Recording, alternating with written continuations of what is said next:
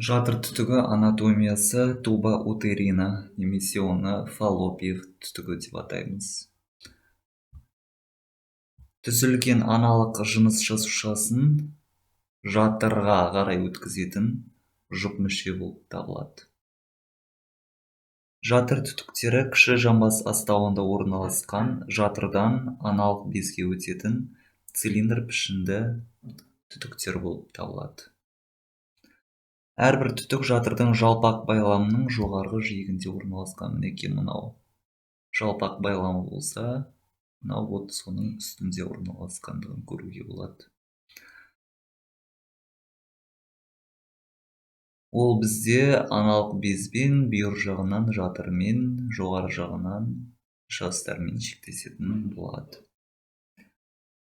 Жатыр түтігінің ұзындығы 10-12 сантиметр, түтік қуысы 2-4 миллиметрге жетеді. Жатыр түтігінің қуысы бір жағынан жатыр тесігін құрайды. Оны остеум утерина тубы деп атайды.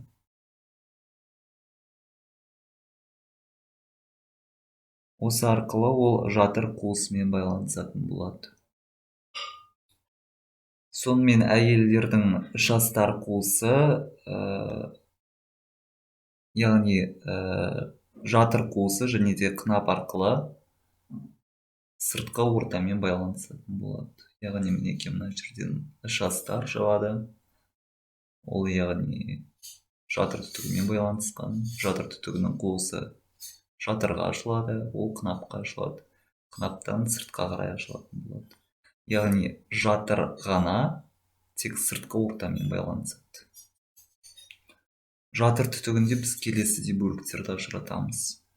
Бірінші бөлігі жатырдың ішіне кіріп орналасқан бөлігін, оны біз парс утерина деп атаймыз. Одан әрі қарай оның қысыңқы бөлігін, оның қылтасы исмус тубы утерина деп атаймыз. Одан қарай ампуласы, яғни ампула тубы утерина, түтіктің кең жері. Одан әрі қарай оның инфундибулум, яғни құйғышын ажыратамыз.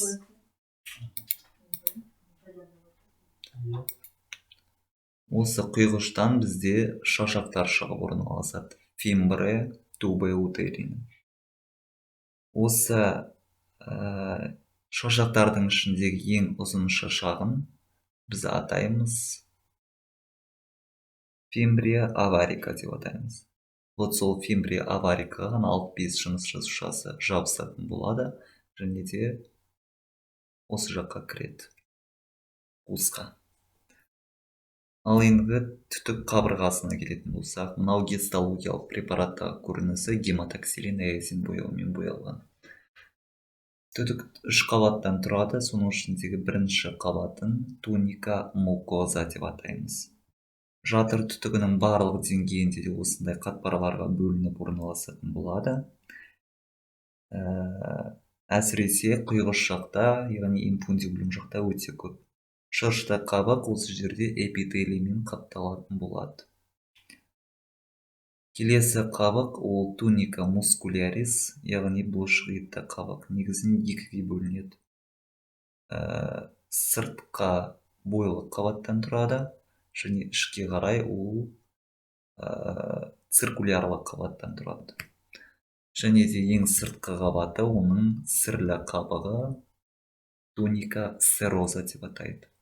Одан ішке қарай теле субсероза орналасады, яғни сірлі асты негізі. Назарларыңызға рахмет.